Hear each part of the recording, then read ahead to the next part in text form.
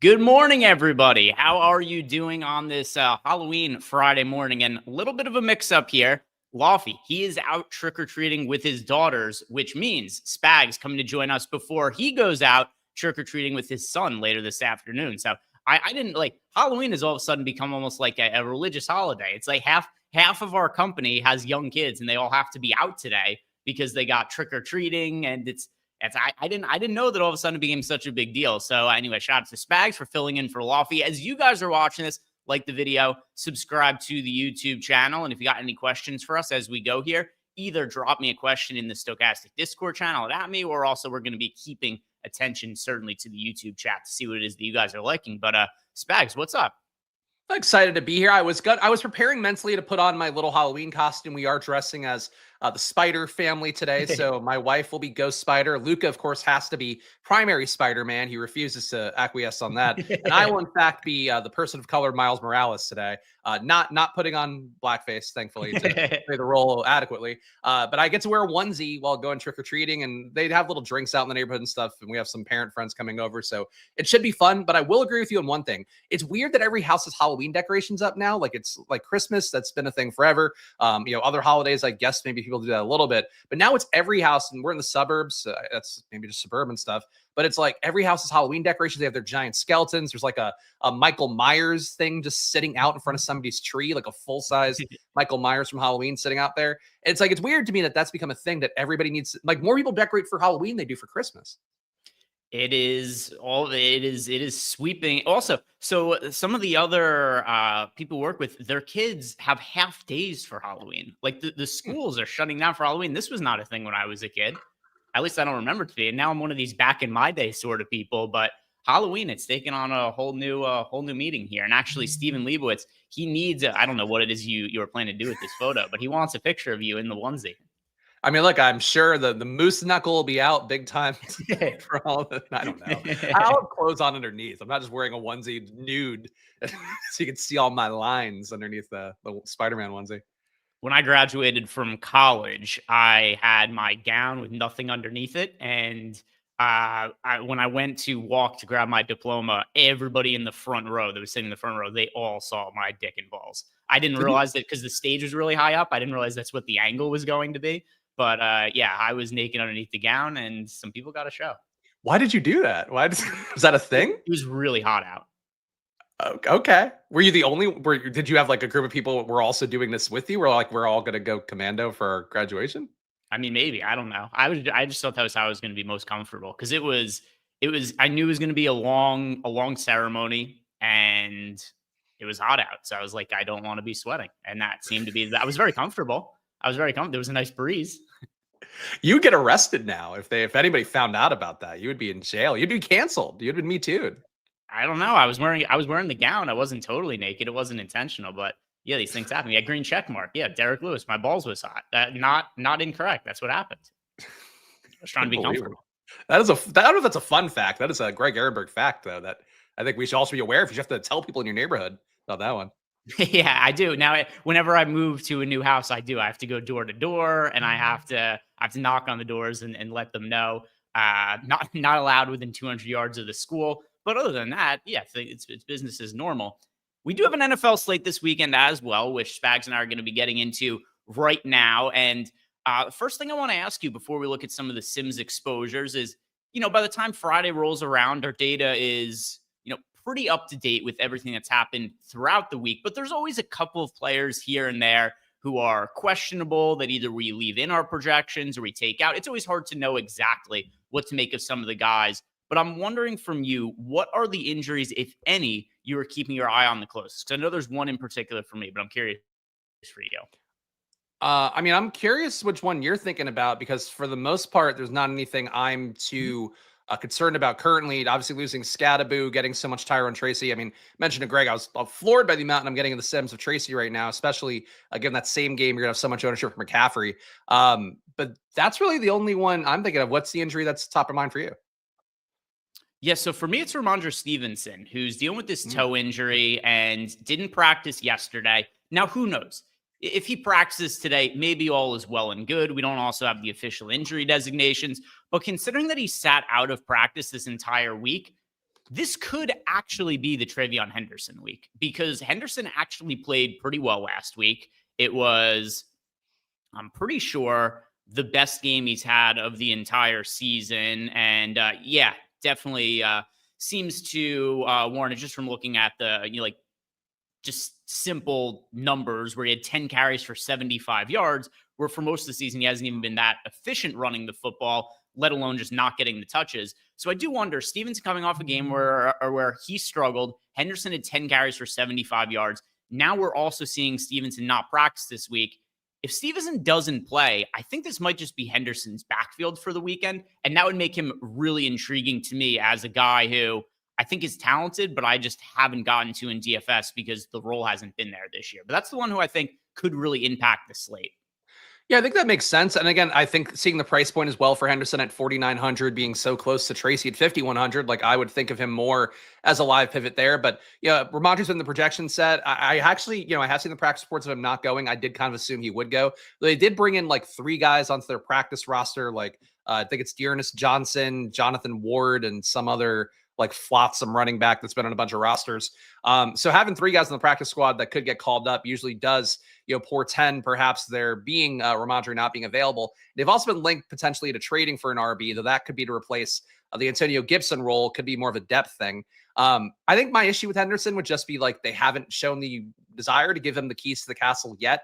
And Ramondre, I mean, he's been, I think, frankly, better than Henderson in a lot of respects. He's missing more tackles, a little more reliable in the pass game, even though Henderson's commanding more targets per outrun. I don't think practice squad backs would take that away from Henderson because he should be clearly better than them. But this is a real stubborn team and has been historically. Mike Vrabel teams tend to, I feel like, bang their head against the wall more than most. I'm not sold you get the full workload, but if you get Ramondre out, I would agree that Henderson probably, like, the field's dying to play him. So I think he would become chalky immediately if you did get Ramondre out. Yeah, and I think we should start with that in mind just by looking at the running back position, because I do think this injury could really be impactful to the slate. I would expect that Henderson, in the event that Stevenson is to be ruled out, would be, which, by the way, as of right now, we have Stevenson in our projections. This is one of these scenarios where it's like it's hard to know exactly what to make of it. But if Stevenson does not practice today, then I feel pretty confident he's going to be out. If somebody is a DNP for the entirety of the week, it's a pretty good indication they're not going to be good to go for Sunday. And like you said, he serves potentially Travion Henderson as a pretty good pivot off of Tyrone Tracy. If you look at the ownership that we have projected at the running back position, there's 3 very popular running backs, and there's a really big drop-off in terms of ownership because Christian McCaffrey, 44% owned as a pay-up option. He is this week's Bijan Robinson, if you will, in terms of the pay-up running back everybody's getting to. It does not mean that he's going to score 4 fantasy points at 60% ownership. Just he is the guy who's the pay-up option the field is getting to right now and projected for a healthy 26.28 fantasy points against the Giants, with Brock Purdy expected back under center. Then you got Tyrone Tracy at $5,100. He is 28% owned. That's because Scadaboo's out. So as a result, you've got Tracy probably getting the backfield almost entirely to himself. The Giants have not seemed to like using Singletary all that much this year. So it stands to reason that Tracy is now going to be a workhorse back for the rest of the season for the Giants. And then you got Jaylen Warren at just $5,500. So 2 cheap running backs in Tracy and Warren. Then Christian McCaffrey is a spend up. Those guys are all 25+% owned. And there isn't even another running back more than 13% owned. And that's Kimani Vidal. It does look like Haskins probably going to miss another week. But even if he does come back, this seems like it's Vidal's backfield for now, at least until Hampton returns from his injury. So we've got these 3 really popular running backs. And then this is why if Henderson ends up getting the start in place of Stevenson, he probably slots in right alongside Tracy and Warren as another running back who's over 20% owned. Of these 3 chalky running backs, Spags, do you disagree with the field getting to any of them at a high clip? Disagree. I mean, so Tyrone Tracy, you mentioned the Singletary thing, and look, the snap count from last week, if you just look at that, it does seem like Tracy dwarfed Singletary. 33 snaps in that game compared to 8 for Singletary. Scadaboo played 11 where he got hurt. But in game, I was actually watching that game fully. They had Singletary coming in for some pass plays. He did actually make a few nice catches, a few nice pass protection situations. The weird thing with Tracy has been, even though he is a converted receiver, like he's really wasn't as involved in the pass game as Scadaboo wasn't as good in the pass game as Scadaboo was. He's also a pretty bad pass blocker. Singletary has that. I would immediately feel the least comfortable with Tracy. Like, I get the logic that he comes in and he should be, Scadaboo, but like Scadaboo, in my opinion, was a special talent. Before the year, he is one guy I stumped for, is like, if there's a Bucky Irving in this class, and I don't think there is, I thought it was going to be Scadaboo. He ended up being a different player than Bucky, similar avoided tackle rate, but just more of a power back, and get his nose in there. Like, the blocking's really what got him on the field first. I think he's special. I don't think Tyrone Tracy is special based upon what we've seen. And the team kind of fell out of love with him as they fell in love with Scadaboo. That doesn't mean that, they don't go back to him fully, but I do think I don't think you just plunk in Tracy to become Scadaboo now. And I don't think he has the talent. So he'd be the one to me that, like, Jalen Warren skilled the competitive spot versus Indianapolis. McCaffrey, I don't see how you fade him. Vidal, even, like, I like him a lot versus Tennessee, given what that game script should be. Tracy, I just think they get their ass kicked most likely by the Niners.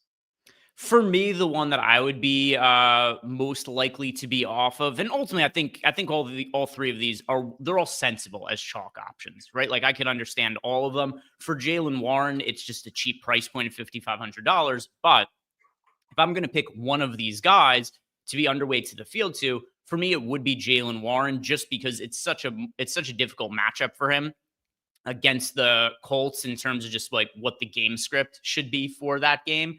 And then on top of it as well, there is still Kenneth Gainwell lurking in the Pittsburgh backfield, where I still have this feeling that at some point in time, Kenneth Gainwell could play well in the early stage of a game, and then you just get more of a split backfield in terms of workload, because what we saw with Kenneth Gainwell and Jalen Warren was out. He looked just as good as Jalen Warren, and then you didn't know what Gainwell's workload was going to be when he came back. It ended up being he just went right back, taking a back seat to Jalen Warren.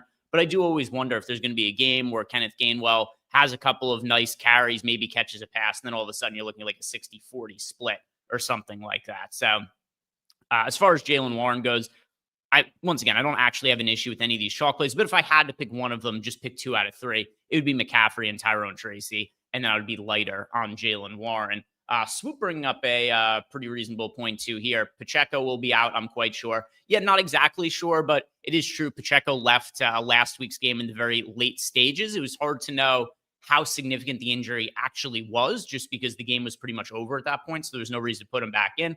But he has also been missing practice this week. The one issue I have with the Chiefs backfield, without a doubt, Smith and Hunt both look better in the event that Pacheco doesn't end up playing. But the Chiefs' run game has just been really weak so far this year, and Mahomes is playing so well. He's got his healthy pass catchers. I tend to think if Pacheco is out, sure, Brashard Smith as well as Kareem Hunt, they're going to project better without a doubt. I'd just be more inclined to play more of the passing game, though. Yeah, I mean, they're a team that's passing over expectation more than any other team in football. Last week it was at, I think, 7%. This week we're up to 8% over expectation, including in the red zone. 11, actually, it's also 8% in the red zone as well. Sorry, I was reading the wrong stat. But it is 8% over expectation no matter where they are. Kareem Hunt got there the last time out. People, I was on a show talking about I didn't believe Pacheco very much.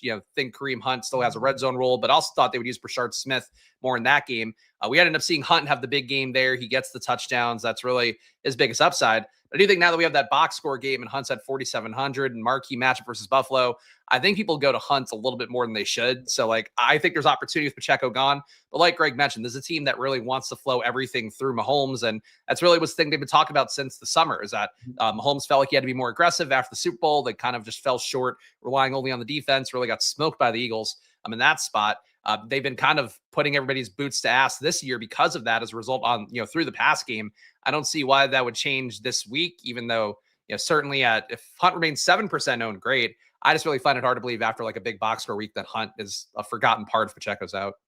Yeah, and we do currently have Pacheco out in our projections, and you see even then, Kareem Hunt, we got him for 11.5 fantasy points, 8% ownership, showing up in 1% of lineups. So we're taking it into account as of right now. We don't even know for sure that Pacheco is going to be out, but it is something that we are currently projecting for in our data. So let's talk about the pay-up options as well. Christian McCaffrey going up against the Giants. In theory, on paper, the Giants really should have a better defense, but it's just been a train wreck as of late. They've got a great defensive line. They've got some really talented players who could go back and forth between playing linebacker and defensive line, like Burns, like Thibodeau. But somehow, despite all that talent, the Giants have just gotten destroyed in some of these games, including last week, Saquon Barkley, the first good game he's had on the ground the entire season. And it started immediately. First touch of the game that Saquon Barkley gets, like 65, 66 yards for a touchdown. And just like that, Saquon Barkley had broken out of his slump. So I want to hear from you. We got Christian McCaffrey pulling 44% ownership. It's a healthy amount. Certainly get it in terms of why he is the cash game running back that people want to get to and why he's the most popular running back. But we still do have Jonathan Taylor lurking at $9,800. He's become expensive enough to where he's only 9% owned. So as far as McCaffrey goes, if you were just playing one lineup, Spags, the Sims, they would be pushing McCaffrey. Would McCaffrey be your spend-up running back, or would you try to get contrarian and pivot off of him? I certainly wouldn't be mad at anybody that wants to keep chasing Jonathan Taylor forever, though it does seem like the total for the Colts is substantially lower than it's been. They're on the road. They're facing a Steelers team that's probably due to get a little bit better and is trying to make some trades to improve things. So I get why Taylor and the Colts total will be a little bit lower. But I think, look, if you want to go him, I wouldn't begrudge it. For me with McCaffrey, though, what stands out, and it was the same thing that I mentioned last week on Live Before Lock, actually, with Greg, was talk about Saquon, talking about, the passing attack for the Eagles, how kind of thought they would be a little bit overplayed with how highly projected Devontae Smith was, Dallas Goedert were, and then, could naturally get to that double stack. But the matchup against the Giants is a really soft run match. I believe right now they're technically the worst run defense in football, giving up a 0.16 EPA per rush, 0.27 EPA per red zone rush. And yesterday I got a lot of shit in the chat because I said, mentioning fading Derrick Henry. That was a spot versus Miami where they are a bad run defense, but they stiffen up really well in the red zone, and they just shut down Bijan Robinson in a similar way. For the Giants, we just saw them give one of Saquon's most explosive looking days. Niners run offense, run blocking, looking infinitely better with George Kittle out there. At first week Kittle played, he was just basically there to enhance the run game. Second week, they got him a little more loose and kind of returned into his normal role. But this is now a fully fleshed out Niners team. So it feels a little too much like Bijan. Maybe that makes McCaffrey's ownership get more in check. But I think McCaffrey is I wouldn't say a lock button play, but he'll be in the vast majority of my lineups this week, I think. Yeah, 3/4 of the top 150 lineups here in the Sims containing Christian McCaffrey. And if we sort here by salary, here's what we got for the other spend up options, which we've got Jonathan Taylor is 9% owned at $9,800, not really showing up in lineups. This is a massive price tag for Jonathan Taylor. And his touchdown numbers are going to regress. Not because I think he's no good or the Colts offense. The Colts may very well have the best offense in football. Jonathan Taylor may very well be the best running back in football right now. It doesn't mean you score 3 touchdowns every single week. That is just unsustainable. $9,800, it's a steep price tag to pay. I have a feeling that just because of how high his production's been, that he might end up coming in higher owned than 9% just as a result of that. Bijan Robinson, 10% owned. Jahmyr Gibbs, also 10% owned at 8K. So these are the other guys who are priced around Christian McCaffrey. If you were to build a lineup that did not have Christian McCaffrey, Spags, who are you most likely to get to pivot off of him with? Is there another spend-up running back who the Sims don't really like any of the other spend-up running backs? Sure, Gibbs shows up in 9% of lineups, but nothing substantial. Is there anybody that you think the Sims or maybe the field is missing out on by not playing outside of McCaffrey? Gibbs, I feel like the ownership at 10% there, Sim giving me 10% with it. That stands out the most relative to the Sim data. In terms of matchups, I don't think it's a bad idea. The matchup is not good for Bijan Robinson going against New England. Again, Mike Vrabel teams going back to Tennessee, the one thing they have done well, and they are starting to round in a little bit more in the secondary. That might just be playing shitty quarterbacks like Dylan Gabriel. They defend the run really well. They always stuff the run. That's been previously assigned to this D tackle in Tennessee is what's affecting it. But no, it's, they signed a guy in New England, Milton Williams, in the offseason. They brought him in. He's played well, but it's really just the scheme more than anything that Vrabel brings kind of shuts down the run. But Bijan, after he was so bad last week and, 8,700 direct pivots to McCaffrey, I would take that shot just for the game theory of it all. It's always a DFS kind of rule of thumb to buy while there's some blood in the streets for a guy that was popular chalk. And Bijan, we know, playing with Kirk Cousins last week didn't help. Miami matchup, Derrick Henry got going a little bit late, but if you watch that game yesterday, he's not been very good, but they made him also look not very good yesterday too. I think for Bijan, give him grace for the 1 week he was bad and take that shot and hope he gets there. But look, projection-wise, price-wise, it doesn't seem like it's there that much. And Atlanta, one of the weirder teams this year. They've had 2 outright duds, and then every other game I feel like has been monster efforts for Bijan where he gets there on the ground or through the air. I think they find a way to get him there, whether it's through the ground or through the air this week. but I get why people wouldn't see that for sure. I guarantee you he's somebody nobody in the field is going to want to play. The casual hand builder who played Bijan with a massive fantasy point projection and with what I believe was the highest ownership of any player of the year completely shit the bed. So I would be surprised if any hand builder looks at this slate and goes, boy, I'm excited to play Bijan Robinson this weekend. That is somebody who the field is not going to want to be on. And that's actually kind of what makes him an interesting pivot to me. He's only $100 away from Christian McCaffrey. And in the same way that I think Jonathan Taylor's ownership could be higher than projected because of non-projection reasons, just recency bias, people wanting to pay up for him because he is just absolutely destroyed on every single slate recently. Like, how many weeks in a row has Jonathan Taylor been in the winning lineup now? It's got to be like a month straight, I feel like. It's something like that. So there is certainly something to be said for if you guys were just blindly playing Jonathan Taylor every single week this season, you've probably come out ahead. That's probably something that's gone well for you because Jonathan Taylor, here we've got his last week, 174 yards and 3 touchdowns. The week before, 132 yards and 3 touchdowns. The week before that, he only was able to muster 140 yards and 1 touchdown. Then the week before that, he got 86 yards and 3 touchdowns. So, he's looking at his game log. I think he's been in the winning lineup on all but 2 slates this season. It's crazy too, because you're mentioning, and you mentioned it before, like the 3 touchdowns. Like he's getting 5 red zone opportunities a game, which is a good number. It doesn't scream scoring 3 touchdowns a game over and over again. Like that's a normal bell cow workload. That's what Josh Jacobs gets. That's what Saquon got last year. Around what McCaffrey gets. So it's real outlier results, and I do think that's one thing in football where people have a real hard time understanding that certain players are, real outliers. Rashee Rice week 1, like him getting targeted 60% of the time he's running a route. Like, he kept it up for week 2 and played really well, got good fantasy results, but the target share came down because you can't hold the 60% target per out run rate. For Jonathan Taylor, I can't imagine you can keep a 80% touchdown conversion rate from the red zone or whatever he's got right now. But he's great. Like he's played so well. So I get people wanting to always go with it, but if you're going to go with it a week where I guess there's going to be single digit owned, sure. And now let's go ahead and look at, for the rest of the running backs, if you are entering your lineups right now, is there somebody who is not showing up in very many lineups who you would give an ROI boost to have them show up in more lineups? I've got one player that immediately stands out to me, but from your perspective, anybody that we're not getting to that you like more than the data, or just somebody who maybe you'd want to get a little bit more of to balance out some of the top heavy exposures that we have? I mean, this guy's coming up a good amount already, but I do like DeAndre Swift, getting him 20% in the sim, Fields at 10. Again, assuming he plays. If he doesn't play, unfortunately, Kyle Monangai, I think, might do just as well with the role that he's had. Roshan Johnson basically been iced entirely for Monangai. But Swift hasn't practiced this week. It's been the case, I think, like every week for the last month or so for him that he's not practicing the first 4 days, maybe gets eliminated on Friday, then usually goes.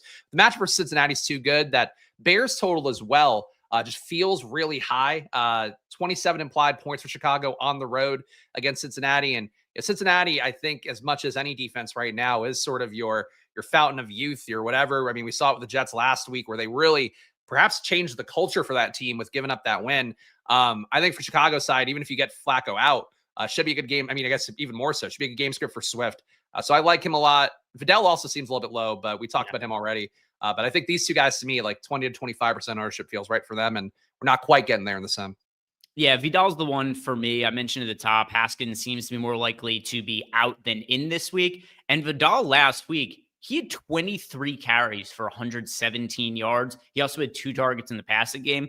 He's just seeing a massive workload right now. And honestly, probably could have even gotten more touches because you look at what happened in that game and Chargers win 37-10. There's a couple of different ways to look at it. One is maybe if the game is more competitive, they simply throw the football more. But there's also another part of this too, where Jarrett Patterson got 11 rush attempts. There's no way and also 2 still went to Naheem Hines or Naheem Hines Miller, as he is now on DraftKings. But those 13 carries that went to Patterson and Hines, probably more of that workload just goes towards Vidal if the game is more competitive. I don't think the idea was to give Patterson, half the amount of carries that Vidal got. But Now you got to match up against this Titans team, which total train wreck. The Titans could not be worse as a football team. And Vidal is going to have a good matchup on paper, also a very favorable game script. We've already seen they're willing to give him over 20 carries. So I feel pretty comfortable saying that Vidal gets another 20 plus carries in a positive game script this week. So at $6,300, a lot of times you look at player, or at least I do in DFS, I'll look at players when their price tags go up a whole bunch and I'll get a little bit of sticker shock. I'll be like, the algorithm has already priced it in. But then you kind of think about how for running backs, they're pretty interchangeable with, some like Jonathan Taylor, Christian McCaffrey, those guys less so. But for the majority of running backs, like I don't think we should expect Vidal to be that much different than Amari and Hampton. And Hampton was a guy who was priced right around 7K before he got hurt. So if we had Hampton, considering what his previous prices were in this matchup against the Titans, he probably would be like a mid 7K guy. And with that in mind, I think Vidal is probably like $1,000 or so underpriced. He's not all that popular at 13%. So Vidal is somebody who I'd want 20+% of. Yeah, I think Vidal is a less special player than Hampton, but the usage for Vidal, I think you could argue, is better. Like right now, he's getting 5.3 red zone opportunities a game. So more than Jonathan Taylor, even though he's certainly not putting up Jonathan Taylor box scores every week. 5.3 red zone opportunities is pretty big. 2 inside the 10-yard line per game. Pretty big for Vidal as well. He's targeted 18% of the time he's running a route that's basically dead even with Quentin Johnston in terms of the pass game work. A little bit behind Oronde Gadsden at 20, but he's in the hunt with those guys. He's getting meaningful targets with the 3 game he's getting. So yeah, I think Vidal is a really strong play. Tennessee's defense, not very good. Definitely a little bit better versus the run than the pass, but that might not matter if they just get there early. And like Greg mentioned, the game script should be in favor of them. So I think really the 6K range, like I want to pay for McCaffrey if I can. I get the tournament logic of going to Taylor and Bijan, but honestly, it wouldn't shock me if like you just had good performances from these guys. And if Tyron Tracy, if I'm wrong about him, maybe a value lineup gets there because so much of the field will be on the high dollar lineups. So let's go ahead and look at the quarterbacks now, as well as some of these stacks that we're getting to. And if you guys haven't done yet, like the video, subscribe to the YouTube channel. If you do want to sign up for any of the tools that we're talking about here during the show, our Sims, for instance, here's the best way to sign up. Take advantage of our link join offer. And we actually had somebody, check this out. Last night, Spags, we had somebody here. This is Kevin Gallagher. Bang. Just started using the tools for free after I signed up for Caesar Sportsbook and received a free month of NFL Core Sims and already won my first GPP. It's more than 3 people who split, but coming from a low volume player, I'll take it. So Kevin here got the Sims for free by signing up for Caesars. Link for that down below in the YouTube description box. For each one of our affiliate partners who sign up, you get 1 free month. And look at that. Just immediately after claiming his free month, he comes in first place in a showdown contest, wins himself a couple $1,000s, and the free subscription, it is paid for itself. The free subscription with the $2,000. Did he not even max it out? That's five entries. That's fucking crazy. Yeah, looks like 1, 2. Yeah. You're good at counting there. That is 5 of them right there, Spags. And it looks like he had a pretty good mix of exposures too. He had different lineups that came out of the Sims because he was in all different places there on the standing. So shout out to Kevin. And if you guys would like to win a GPP or give yourself the best chance to win a GPP like he did, simply sign up for any of the packages we have here at Stokastic through the link down in the YouTube description box, or click on that link join page. We've got a handful of affiliate partners, sports books, pick'em sites. If you're in a legal state that has sports betting or a state that only is pick'em, we got something for everybody. For each one you sign up for, 1 free month of Core Sims for a sport of your choosing. So you can even sign up for multiple of them and stack NFL. You could sign up for 2 and do like 1 free month of NFL, 1 free week of NBA.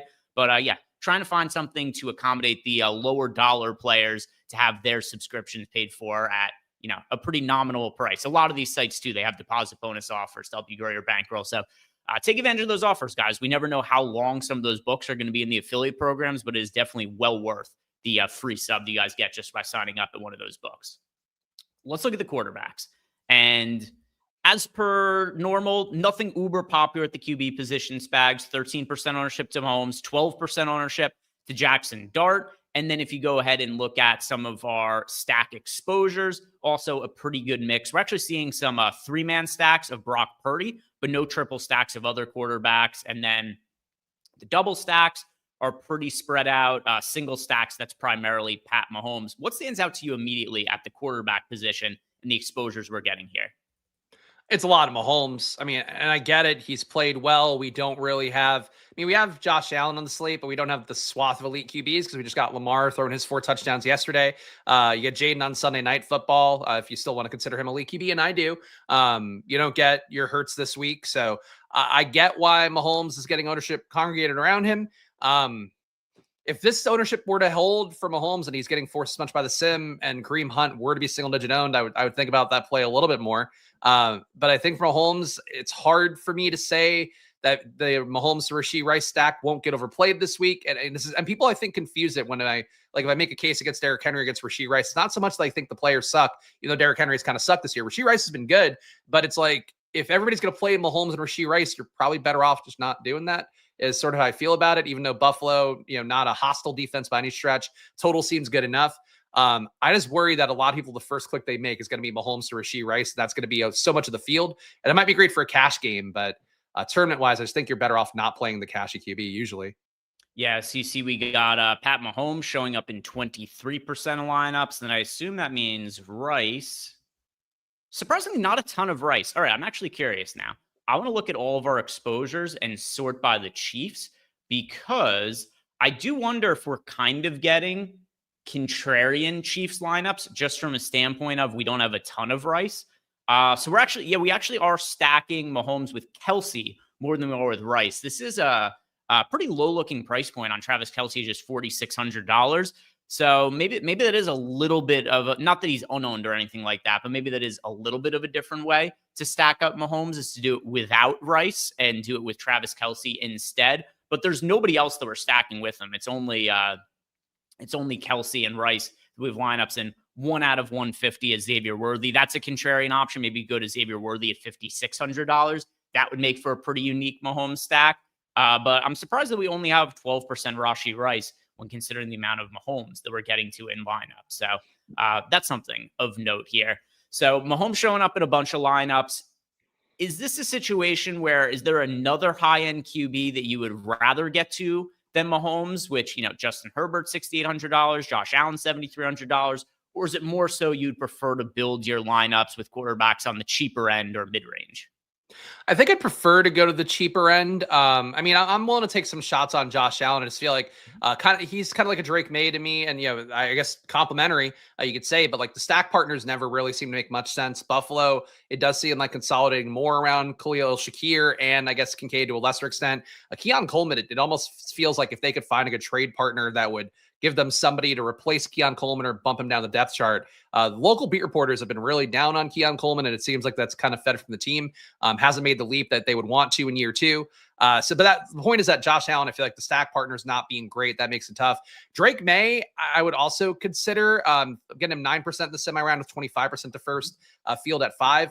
It's just the same issue as Allen, though. It's like, who do you stack with? Butte is spiking the most lately. The Diggs is still there. Hunter Henry can provide a big day. Even Pop Douglas is playing enough that if you were to see ownership flowing towards the running back position, you get Ramondre out. Henderson becomes chalky. Then trying Drake May again would be logical against Atlanta because he's beating every matchup right now in a way that I wouldn't have thought was possible for Drake May. But the guys that appeal to me most are the cheap guys like Caleb Williams. I like stacking that up. Talked about Swift. I think in lineups with Swift, without Swift, I'll be willing to go to Caleb Williams and get him out here and sort of I think the offense hopefully flexing their full powers against a really shitty defense kind of situation for Cincinnati. I think Trevor Lawrence in play versus Vegas.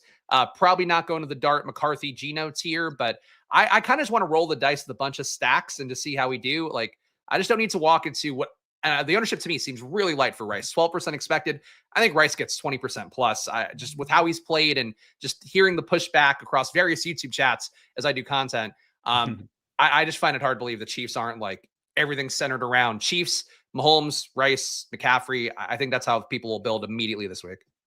One thing I found really interesting that I've talked about on a handful of strategy shows lately with Lofty Spags is, I don't know if this is something you pay attention to, but I find it interesting in the middle of the season to look at the in-season best ball drafts and just see where players are ranking, where they're getting drafted. And Rashee Rice is a back-end first-round pick in best ball drafts now. So I do tend to agree with you. I do think we're going to see him be a little bit higher owned than that 12, 13% mark. I think it ultimately ends up being a little bit higher just based on how people are currently viewing Rice, the sentiment around him. And it's been very clear too, him coming back, it has transformed the Chiefs offense. They have not looked they haven't had a fun offense in a couple of years, the Chiefs. And it seemed impossible at one point that a team with Patrick Mahomes at quarterback would not be an electrifying, really fun offense to watch. But all of last year, they won games like 17-16 in the ugliest ways possible. And it was games where Mahomes didn't have very much of a ceiling. So Mahomes coming into this year, his ADP was like, 70, 75 for best ball draft, something like that. Now he's a second round pick because of how much different the Chiefs have looked and how their offense look. He's an MVP caliber player again. He's the favorite to win MVP. The Chiefs are the favorite to win the Super Bowl. This is the Chiefs back when they had Tyreek Hill again. And a lot of it is because of Rashee Rice being healthy. So anyway, I tend to agree with you. I think we see a little bit more ownership going to Rashee Rice than what's currently being projected. And I think that could, when we get to Sunday, I think our ownership projection on him will go up. And I think that ultimately is going to mean that Mahomes shows up in a little bit less lineups for us in the Sims as well. Here's a quarterback I really like the Sims also like. Brock Purdy at $5,500 against the Giants. He's simply mispriced, Spags, and I'm kind of surprised he's not more popular than the 7.8% ownership against the Giants. He's one of the cheapest QBs on the entire slate in a great matchup against the Giants. He's got all these weapons around him. The 49ers are actually relatively healthy now on offense, which we haven't seen the entire year. So I want to see who it is that we're getting to in lineups with Purdy, because I think full game stacks of the 49ers make a whole lot of sense. Another thing also is there is no problem at all with McCaffrey being in lineups with Purdy, because McCaffrey has games where he's getting upwards of 10 targets. So you could basically think of him as a pass catcher. So yeah, you'll see here we're getting Jennings in 26% of lineups, Kittle's in 30% of lineups. We already talked about the McCaffrey exposure, Purdy in 19% of lineups. This is overall my favorite team to stack on the entire slate. It's interesting because like they don't really have clear target winners right now. Like some of the easy stacking teams, I guess relatively easy, you could say, would be like the Rams, where it's, you have Devontae Adams, Puka Nacua. For the Niners, it's been so chopped up where Kendrick Bourne is still holding on to 5.6 targets a game.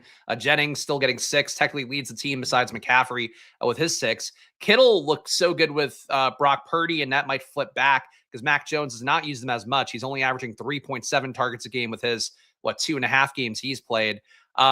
I think they might get underowned because it's just not there. The results aren't there for there being clearly defined target tree. That said, it is a team right now where nobody's commanding above 20% target share besides McCaffrey, and Juwan Jennings, and that's just barely for Jennings.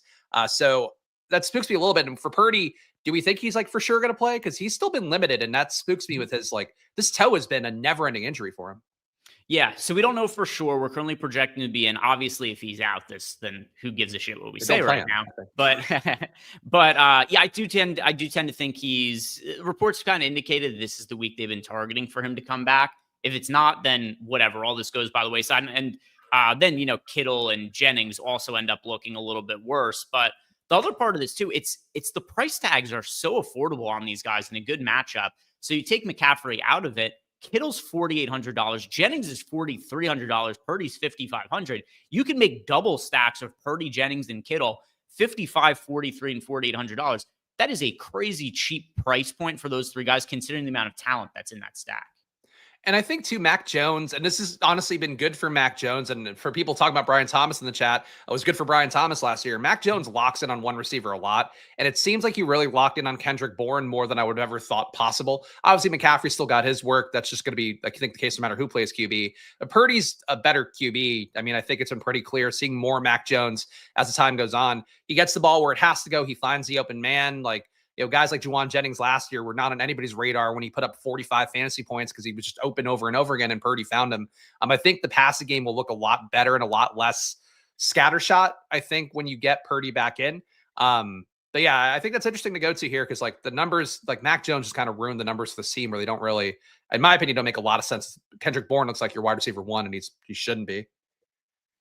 The one other popular quarterback on the slate who we should mention here before we move on, it is Jackson Dart, $5,200. He has been a great fantasy asset this year because of his ability to run the football. Now, eventually, I do think that Jackson Dart, considering how he plays, is probably going to end up getting hurt at some point. We've already seen him get dinged up in a couple of games, but you watch Giants games, and the Scatterbo injury was pretty fluky. But every time I watch the Giants play, I'm like, there's no way that Dart and Scadaboo are going to be able to stay healthy for the long run, because they kind of feed off each other, and they almost seek out contact in a way where they put themselves in more risk for injury. And Dart, you look at his rush attempts since taking over: 10, 7, 13, 5, 6. And these are all hard runs too. Like, he is seeking out contact on all of these runs. Both him and Scadaboo, they're putting their head down. They're running into guys when it's maybe not necessary. So at least for now, Jackson Dart has a lot of rushing upside. At some point in his career, I think he's just going to have to dial it back, because this isn't a sustainable run style.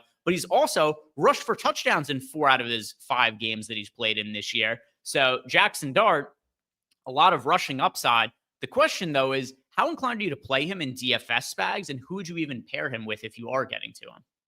Yeah, I haven't been wowed by Dart, and I'm with you too. When the injury happened to Scadaboo last week, I was looking away from the game for a second, and I'm like, I thought it was Dart that got fucked up, and I'm like, well, that was bound to happen, but sucks for those guys. And I'm like, oh no, it's Scadaboo, a guy that actually matters to me. Dart does, like, and people like critique Jaden for this, but he doesn't do it. Dart will get hit, then he'll try to keep going and then get hit again. And it's like the way you don't want your QB to play. So I'm with you on that, but he's running 6.5 times a game, 2 of which are inside the red zone. That's all good stuff. I think Wandale is a very easy target to get to with him. Slayton, if you want to take that shot with the downfield targets, that could be there, but it hasn't hit this year. I'm not inclined to chase that projection-wise. Theo Johnson, I think, would be a nice double. And if Tracy's going to be owned, I think just going to the passing game might have some appeal. But I'm not crazy about Dart. I thought he'd be better this year. Obviously, I also thought he would have Malik Neighbors and have Scadaboo the entire year. And I think not having those guys is kind of inhibiting him in a little bit, and he's putting more on his back. Kind of playing like Bo Nix did last year before he figured out how to play QB, or just running endlessly to make up for the fact that he can't or doesn't want to throw the ball into tight spaces and doesn't feel comfortable doing it. So that's a little bit tough for a guy to want, but the game script should be there for him. And it's a home game, and the Giants have gotten up for spots like this. So I wouldn't poo-poo it. He's not playing well right now. 75% catchable ball rate for him is one of the worst marks in the league for any QB.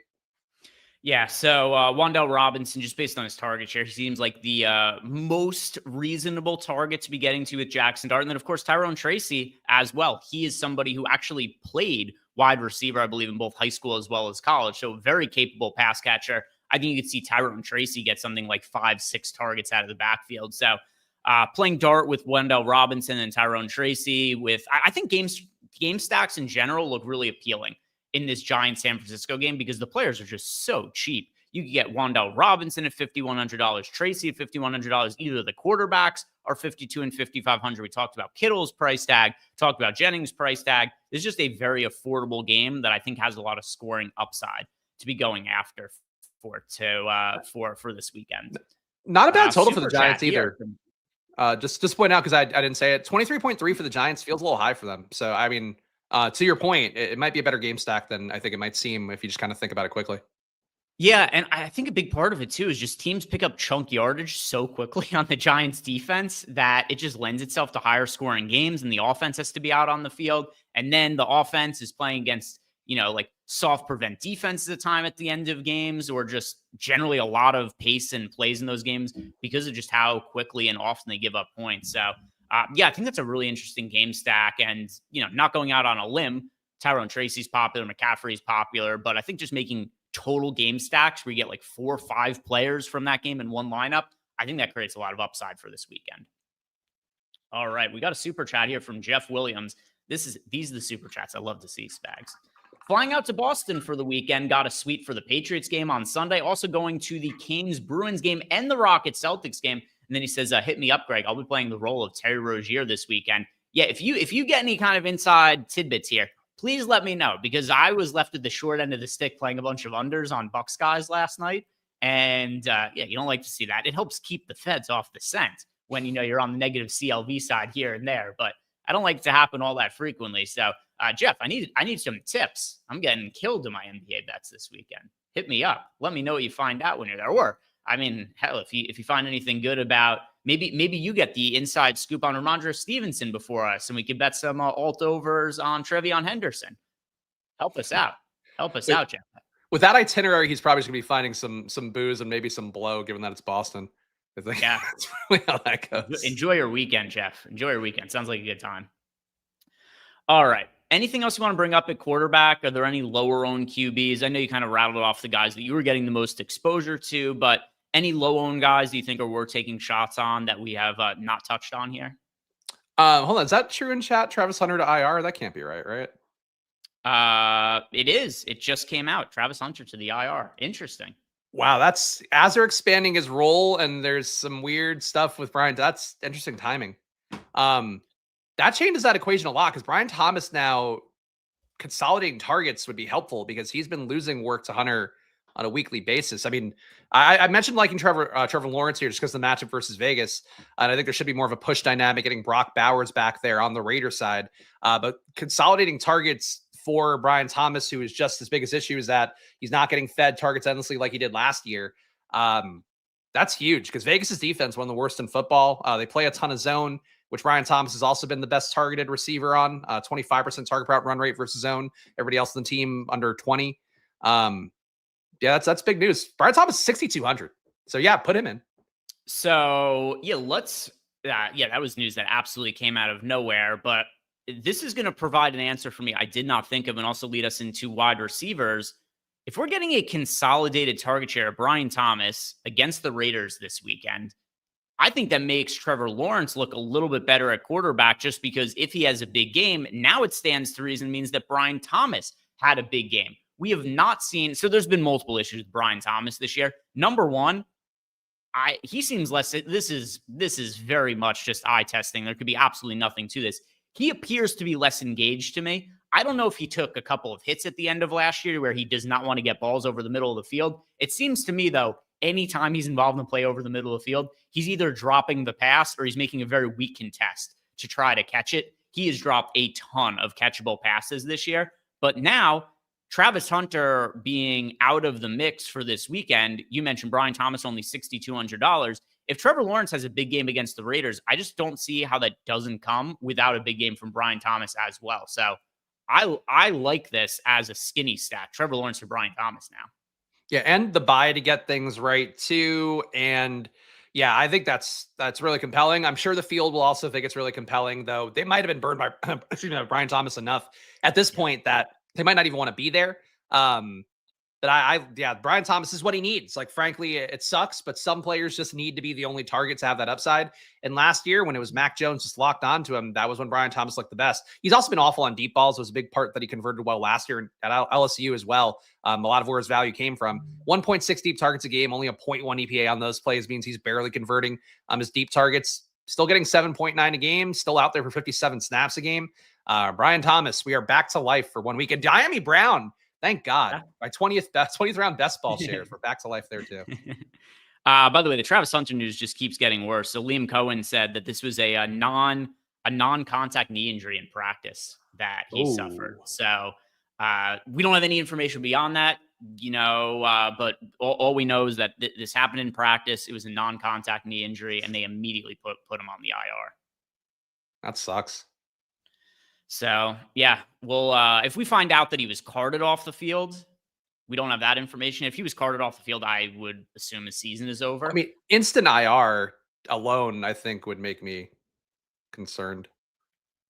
Yeah, so we'll see what ends up coming out there. But at least for the fantasy prospects of Brian Thomas, good for him this weekend. Here's what we're getting to as far as the other wide receivers are concerned.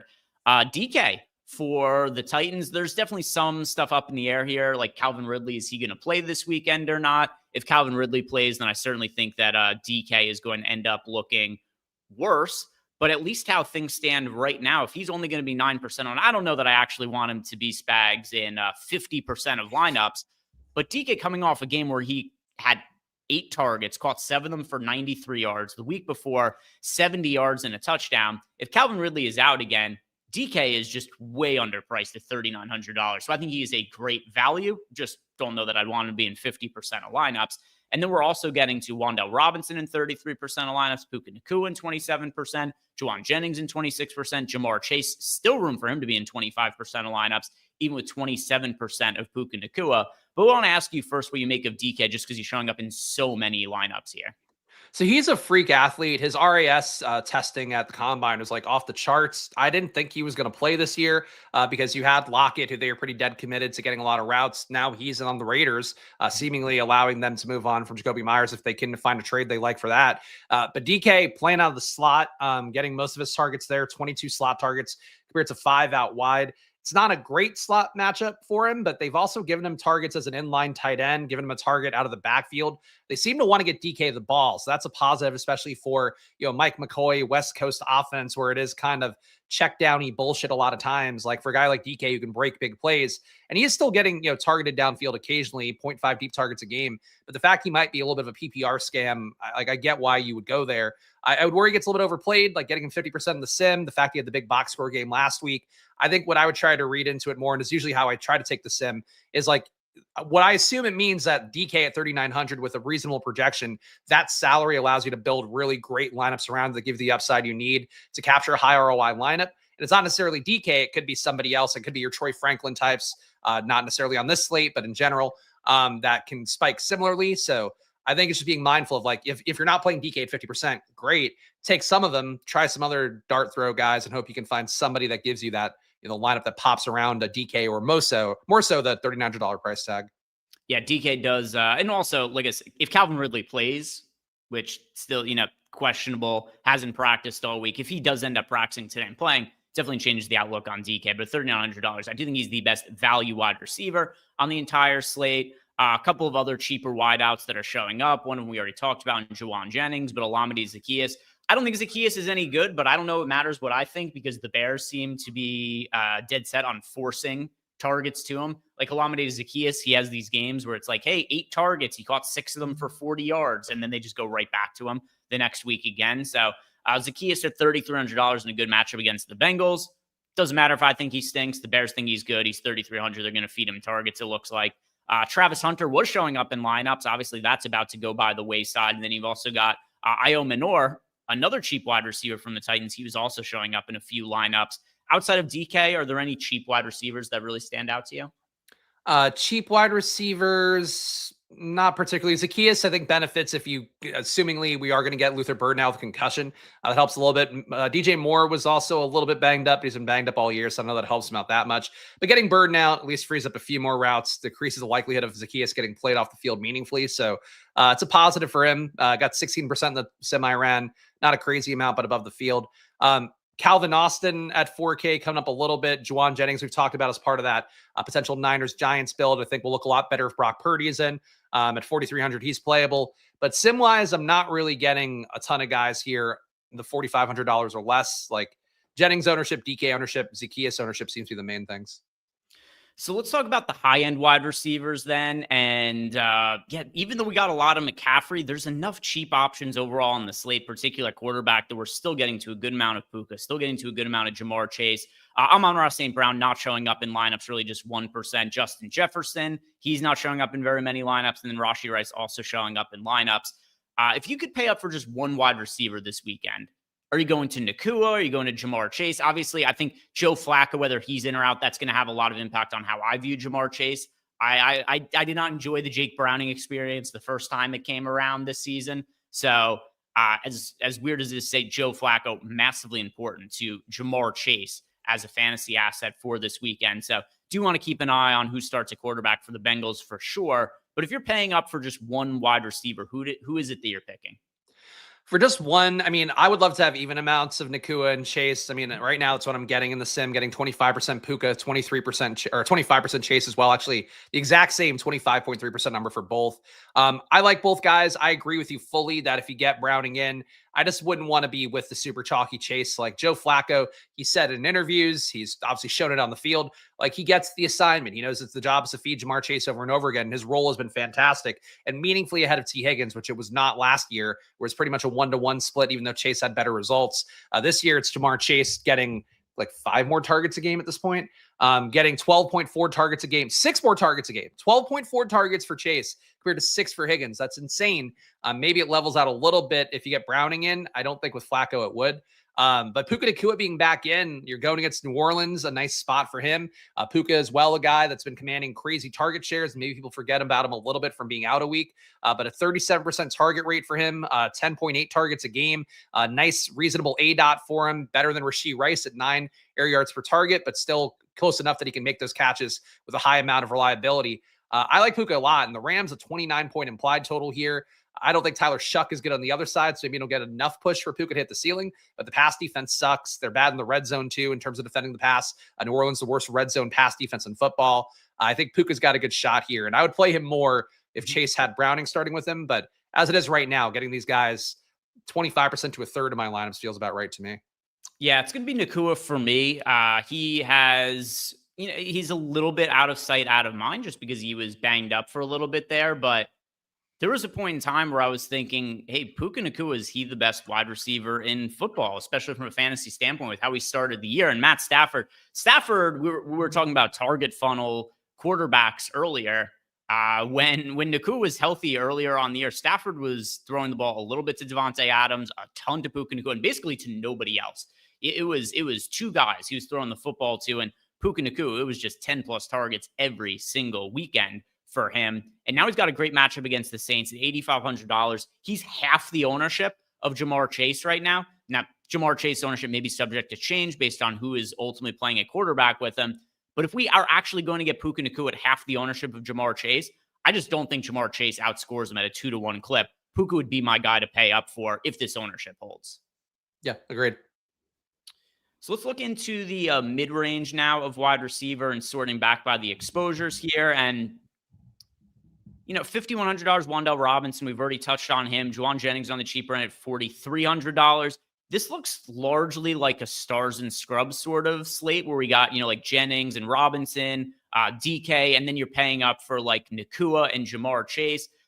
We've got at $6K, Ladd McConkey showing up in lineups here, 18% against the Titans. Sure, the matchup is great. I still don't know what to make of the target shares of the pass catchers for the Chargers. Just an overflow of talent with Quentin Johnston breaking out. Ladd McConkey, still obviously very talented, but then you got Keenan Allen back in the mix. Now all of a sudden you got Oronde Gadsden looking like one of the best overall tight ends in the league. So I just always get hesitant to play anybody too much from the Chargers passing game unless somebody's out, because I don't know about you, Spags. I feel like whenever I've gone after somebody in the Chargers passing game, it's just somebody else has the big game. Somebody always has a big game. It's just not the guy I roster, other than the game that Johnston was out and it was a little bit easier to narrow down the targets of the pass catcher. So I don't know if you have a better read on it than me. There's a lot of upside for the Chargers passing game. I feel more comfortable just going to Vidal for now, though.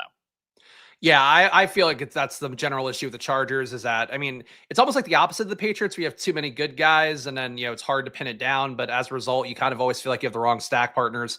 And Keenan Allen's commanding 9 targets a game. Ladd McConkey, 8.5. These two guys seem to have put a little bit of distance ahead of Quentin Johnston after the early years started so hot for Quentin Johnston. The matchup would normally dictate who I would want to play the most of. Like if it were a man-heavy matchup, I'd go to a little bit more QJ because that's where he finds a lot of his touchdown equity. Zone matchups favor Keenan Allen. He gets targeted 31% there. The rest of the guys under 20% versus zone defense. But Tennessee's a pretty even split, so you're not really getting any lean there. They're kind of bad versus everything.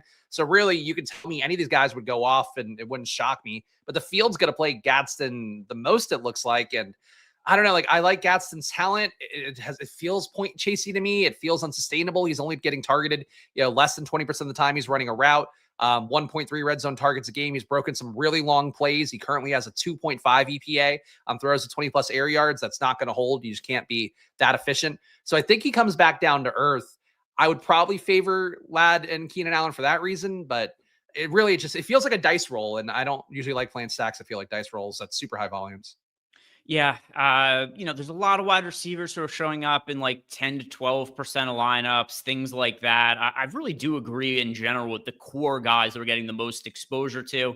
And overall, especially at this point in the season, as guys get ruled out more and more value opens up, I do think this sets up as a pretty good stars and scrubs slate. So let's finish here by talking about the tight end position. We've only got 4 tight ends showing up in a meaningful amount of lineups. Tucker Kraft, Travis Kelce, Oronde Gadsden, George Kittle. And for as much as I just said before that I don't know what to make of the Chargers pass catcher, Spags, I do think if I'm going to roster one of them, it's going to be Gadsden, just because he looks like he is probably already one of the best tight ends in football. He's modestly priced at $5,300. But Kelsey 46, Kittle 48, Gadsden 53, Tucker Kraft $5,700. These guys are all in, not to mention Tyler Warren at $5,500.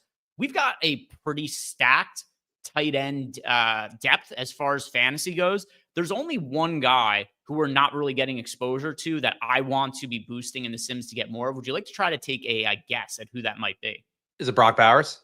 It is absolutely Brock Bowers. Brock Bowers, he was being drafted best ball leagues, yearly leagues, rightfully so, as the number one tight end in every single draft. And what happens? Over 100 receiving yards in the first game of the season. And then he bangs up his knee halfway through the third quarter. So he is, I forget, like 110 receiving yards through 2.5 quarters, hurts his knee. And he hasn't been the same since. But I attribute that entirely to the knee injury. I get that Geno Smith sucks, but I still think Brock Bowers, based on what we saw in week 1, he'd be getting his stats in the event that he had been healthy. The only thing that's happened that's held back Brock Bowers, in my opinion, this year has been the health of his knee. And now they're coming off a bye week. By all reports, he's 100% now. He's not playing with the knee brace anymore. They say he's playing at full speed. I think we're getting a discounted Brock Bowers at 5K. We're getting an under-owned Brock Bowers at 8% ownership. And it's entirely because of production being down for a reason that I don't think is relevant anymore. I don't think the knee is going to be an issue anymore. I want to get to Brock Bowers this weekend, Spags. He is my favorite contrarian play at the tight end position. Yeah, I'm with you on it. The fact that he's 5K and unowned, I think, is pretty appealing. Again, Jacksonville should be able to put up points. Obviously, losing Brian Thomas, not great. Or losing, Travis Hunter, not great. Maybe getting more Brian Thomas, not great as well. But there should be success against that Raiders pass defense. So I think there being a push-pull dynamic that leads more Brock Bowers is a positive. The other thing going for him, too, is that Jacoby Myers clearly falling out of favor to some extent. He might not even be on the roster within the next few days, I guess, is a possibility. It wouldn't be crazy to see him get held out, maybe, I guess, if things get weird. But really, the biggest thing to me is that they've kind of seen what the offense is without Brock Bowers. If I were them, and not all football teams do the things we want them to do, but this should be a time where you really feed Brock Bowers, try to see what you have with that version of the offense. And granted, they did not do that as much before, but he was banged up. They're working in Michael Mayer a lot. The fact that the knee should be back to full health, that's going to restore his yak ability, which is so important. He was already getting 7 yards after catch, which would be more than pretty much every tight end in football. So I like Brock Bowers a lot. I'm with you. I think the ownership being flat at the position seems fair, but I like Bowers. If you're going to give me a bunch of tight ends around 5K at 20%, I want 20% of Bowers or 15 at least of Bowers and chop a little bit off of those guys.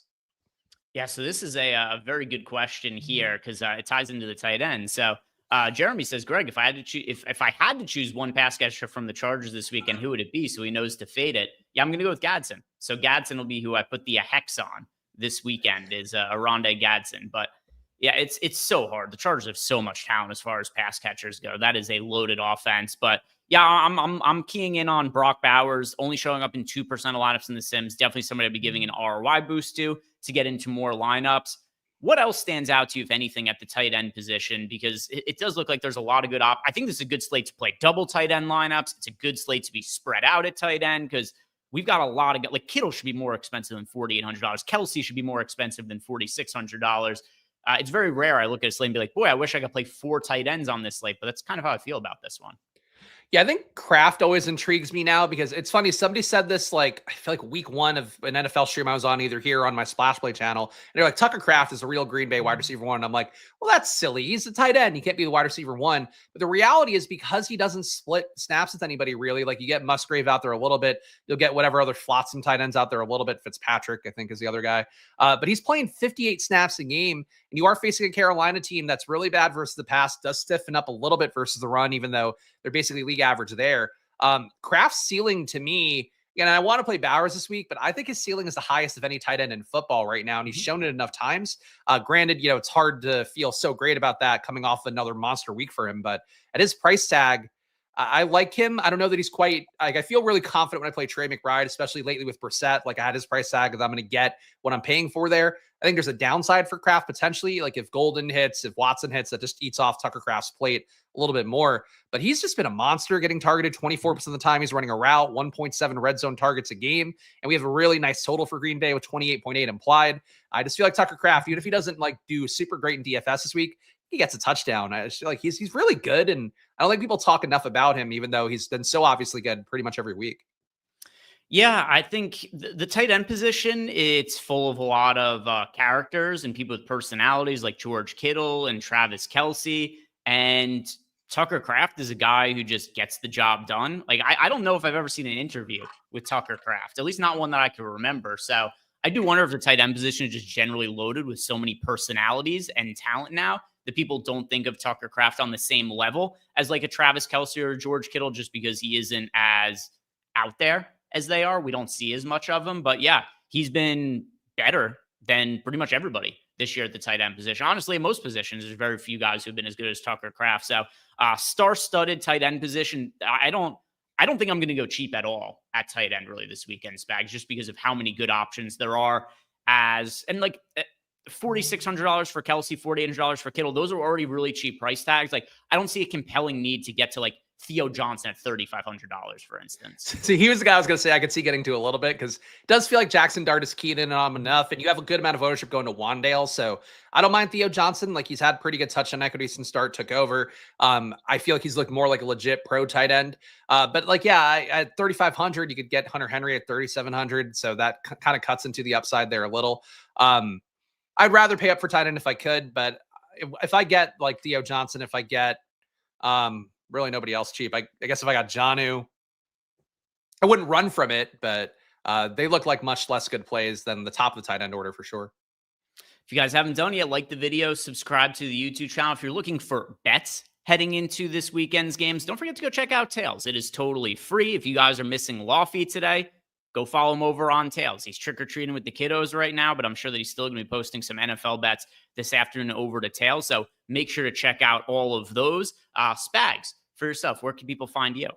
Oh boy, I'm doing a lot of streams today. My NFL streams on @SplashPlayPod. I'll be doing my must plays for the main slate, where I'll go through, look at Stokastic data, compare it to some industry data. I'll come up with my takes for that. I also do a premium stream on that channel. And then at 2 p.m., my NBA content, the only NBA content I'll be doing today, though. Moving forward, I get Live Before Locks with Greg on Friday, so that'll be fun. But today, NBA, 2 p.m. on my other Splash Play channel. So got a lot going on, guys. It's busy season here for guys like Greg and me that are brave enough to do both sports. We're bisportual is what we try to be. Yeah, exactly. People call me other things too, but that's one of them as well. Today's show, it is sponsored by DraftKings Pick 6, where if you guys are signing up for the first time for DraftKings Pick 6, your first $5 in Pick 6 sets, that is going to get you $50 issued as non-withdrawable bonus picks. If you have a gambling problem, call or text the number 1-800-GAMBLER. Help is available for problem gambling. Just call 1-888-789-7777 or visit ccpg.org. 18 plus, valid only where Pick 6 operates. See dkng.co/Pick 6 states. Void in New York and Ontario, and where prohibited. Eligibility restrictions do apply. One per new DraftKings customer. Your first $5 in Pick 6 sets is going to receive a max $50 issued as non-withdrawable bonus picks that expire in 14 days. This offer ends on November 3rd at 11:59 p.m. Eastern Time. Terms and conditions can be found at pick6.draftkings.com/promos. This is sponsored by DraftKings.